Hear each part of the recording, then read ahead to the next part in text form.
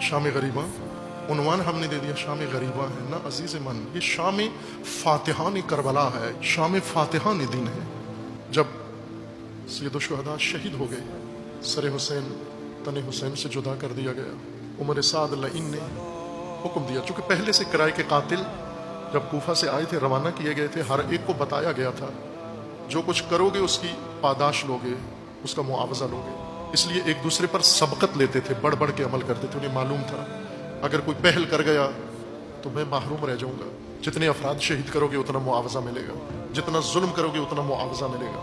उमर साद ने हुक्म दिया, जिसने जिसको कत्ल किया है अब वो सर भी उस शहीद का तन से जुदा करे।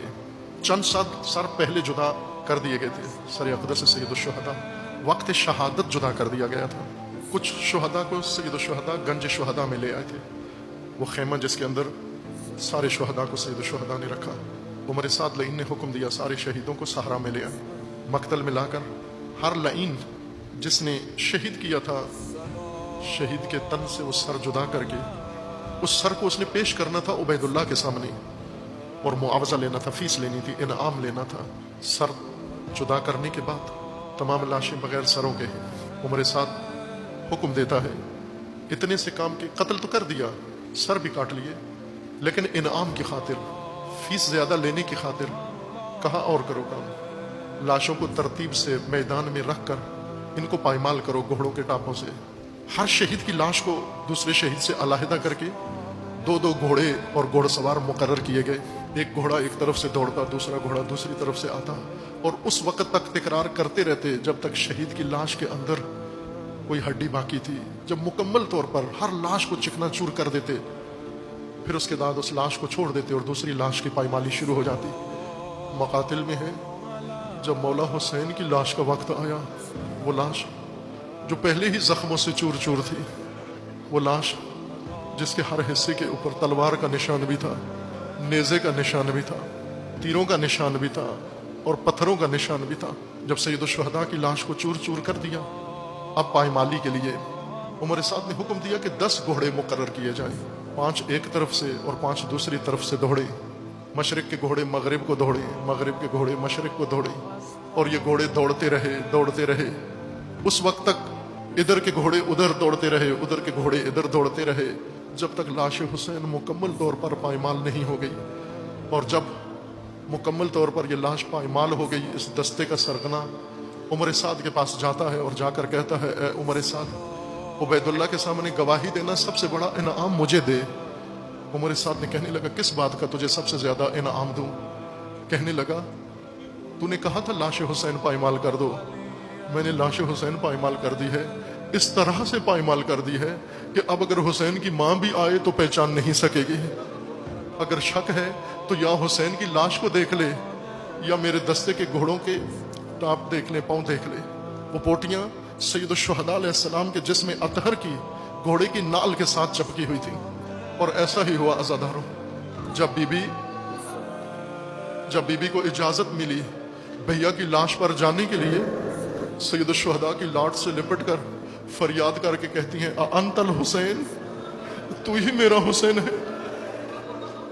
बीबी पहचान नहीं सकी, अंतल हुसैन। जब लाशों को पायमाल कर चुके, इस लईन ने हुक्म दिया, अब खेमों को लूटा जाए। खेमों की लूट शुरू हो गई। ये लईन एक दूसरे पर सबकत लेते हुए ख़याम हुसैनी का रुख किया। हर दस्ता एक खेमे के अंदर घुसा और जो कुछ हाथ में लगा माल वो लूटता रहा। खेमे हजरत सैयद सज्जाद को लूटा, जहां पर बीमार इमाम उस खेमे के अंदर से उसे लूट लिया। जब खेमों में लूट खत्म हो गई, इस लईन ने हुक्म दिया, अब हरम के पर्दे भी लूट लो, उनके जेवरात भी लूट लो। ये लईन उन बीबियों के पर्दे लूटने लगे, बीबियों के हाथों और कानों में जेवरात लूटने लगे, लेकिन न मामूल के मुताबिक, या तलब करते थे ये पर्दा हमें दे दो या ये जेवर हमें दे दो, बल्कि लईन कोई चीज हाथ से नहीं लूटते थे। जनाब फातिमा सुगरा रिवायत फरमाती हैं कि ये लईन नेज़ों की मदद से पर्दे लूटते थे। एक लईन आया, नेज़ा बढ़ाया, मेरे मकना को मेरे सर से उतारना चाहा।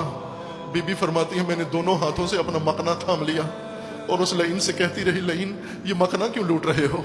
वो रो भी रहा था, लूट भी रहा था। मैंने पूछा, रोते भी हो लूटते भी हो? تو کہنے لگا روتا اس لیے ہوں کہ آپ آل رسول ہیں. بی بی فرماتی ہیں پھر لوٹتے کیوں ہو؟ کہنے لگا اس لیے کہ اگر میں نے نہ لوٹا کوئی اور لوٹ لے گا. جب یہ مکنا اتار لیا بی بی کا سر برہنہ ہو گیا.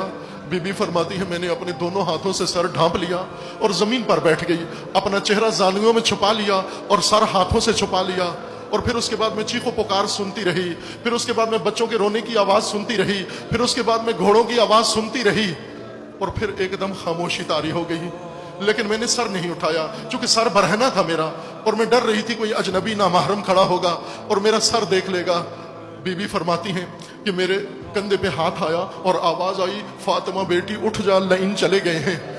بی بی فرماتی ہے میں نے آواز پہچان لی, یہ آواز میری پھوپھی زینب کی تھی. میں نے جواب دیا پھوپھی اماں آپ کے فرمان پر ضرور سر اٹھا لیتی, لیکن پھوپھی اماں آپ دیکھ رہی ہیں میرے سر کے اوپر مکنا نہیں ہے, یہ لائن اتار کے لے گئے ہیں. اگر ہو سکے مجھے سر چھپانے کے لیے کوئی کپڑا لا دیں, میں ضرور سر اٹھا لوں گی. بی بی فرماتی ہیں فاطمہ بیٹی میں ضرور تجھے سر چھپانے کے لیے کچھ لا دوں گی, صرف ایک دفعہ نگاہ اٹھا کے مجھے دیکھ لے میری بیٹی. بی بی فاطمہ فرماتی ہیں میں نے بازو سر میں رکھا ہوا چھپایا ہوا تھا, لیکن اپنا منہ زانووں سے اٹھایا اور ایک نگاہ ذرا بی بی کے چہرے کی طرف ڈالی تو جن بازوؤں سے سر چھپایا ہوا تھا انہی بازوؤں سے سر پیٹنا شروع کیا اور کہنے لگی پھوپھی اماں یہ لعین آپ کی چادر بھی لوٹ کر لے گئے. یہ لعین حکم دیتا ہے اب یہ خیمے جلا دیے جائیں, لوٹنے کے بعد جلا دیے جائیں. خیموں کو آگ لگا دی جاتی ہے.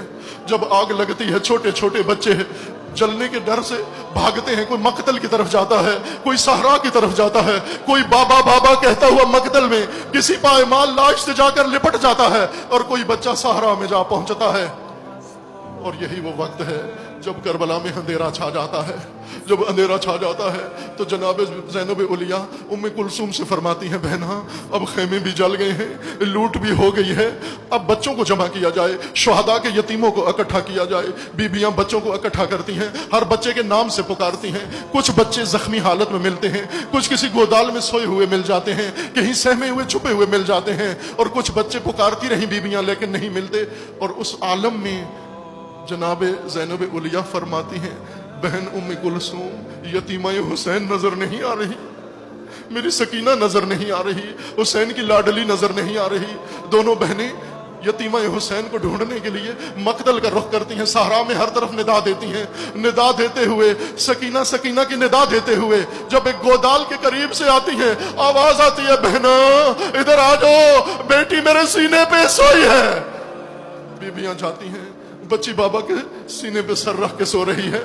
جناب زینب اولیاء بی بی کو اٹھاتی ہیں, گلے لگاتی ہیں اور پھر فرماتی ہیں میری بیٹی یہ لاش تو سر نہیں ہے, اس لاش میں کیسے پہچانا یہ بابا کی لاش ہے؟ تو بی بی فرماتی ہیں جب میرا دامن جل رہا تھا اور خیموں میں لوٹ پڑی ہوئی تھی اور تماچے مار رہے تھے, میں بابا بابا کرتی ہوئی مقتل کی طرف آئی, اس لاش سے آواز آئی ادھر آ جا میری بیٹی, میرے سینے کے اوپر آ جا بیٹی. بیویاں بچی کو اٹھاتی ہیں, لے کر خیمے میں لے جاتی ہیں. عزادارہ خیمے میں پانی لایا جاتا ہے, پانی دیا جاتا ہے. یتیمان اہل بیت کو بیویوں کو پانی لیا جاتا ہے. پانی کو دیکھ کر کوئی پانی پینے کے لیے تیار نہیں ہوتا. جس کے سامنے پانی جاتا ہے وہ فریاد کرتا ہے, وہ ہر شہید کو یاد کرتا ہے. لیکن جب حسین علیہ السلام کی چھوٹی بیٹی کو پانی دیا جاتا ہے تو کاسا لے کر پانی کا روانہ ہو جاتی ہے. تو بیویاں پوچھتی ہیں بی بی یہ پانی کدھر لے کے جا رہی ہو؟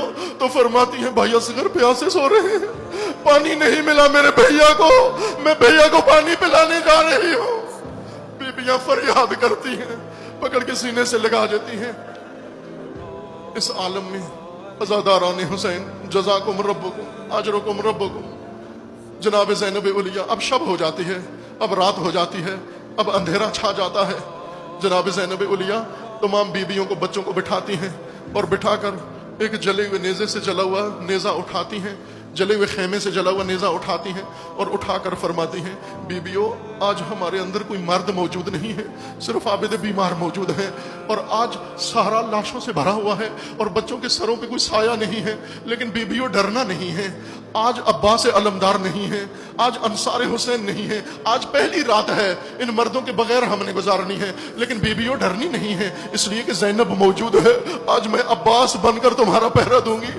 اور پھر اس کے بعد بیویوں سے یہ بات کر کے پھر ایک جلے ہوئے خیمے کی راکھ پر بیوی جا کر مصلی بچھاتی ہے اور نماز شروع کر دیتی ہے، اور خدا کی بارگاہ میں ہاتھ اٹھا کر اللہ سے دعا کرتی ہے، اے پروردگارا وہ حسین کا امتحان تھا، اب زینب کا امتحان شروع ہو رہا ہے، اے پروردگارا مجھے ہمت عطا فرما، میں یتیمان حسین کو، میں بیوان حسین کو، میں ان بیبیوں کو، ان بے بگان شہداء کو اے پروردگارا سنبھال سکوں، ان کی حفاظت کر سکوں۔ اور پھر اس کے بعد بی بی ساری رات پہرا دیتی ہے، جب نماز تہجد کا وقت آ جاتا ہے تو پھر بی بی مصلی بچھاتی ہے اور نماز پڑھنا شروع کر دیتی ہے، لیکن بیٹھ کے نماز پڑھ رہی ہے۔ ایک بی بی آتی ہے جناب زینب علیہ کے پاس کھڑے ہو کر اور پوچھتی ہے، بی بی آپ ہر شب کھڑے ہو کر نماز پڑھا کرتی تھی، آج اس شام غریبہ کو بیٹھ کر نماز تہجد پڑھ رہی ہیں؟ زینب علیہ روتے ہوئے فرماتی ہے، آج مجھ سے کھڑا نہیں ہوا جا رہا، آج مجھ میں وہ طاقت نہیں رہی میں کھڑے ہو کر نماز ادا کر دوں۔ عزاداران حسین، یہ اب زینب علیہ کا مقام ہے، یہ امتحان ہے بنت علی کا، یہ شام غریبہ سے منزل زینب شروع ہو گئی، اب مقصد حسین بچانا ہے، اب پیغام حسین پہنچانا ہے۔ اب زینب تیار ہو رہی ہے بازار میں جانے کے لیے، دربار میں جانے کے لیے۔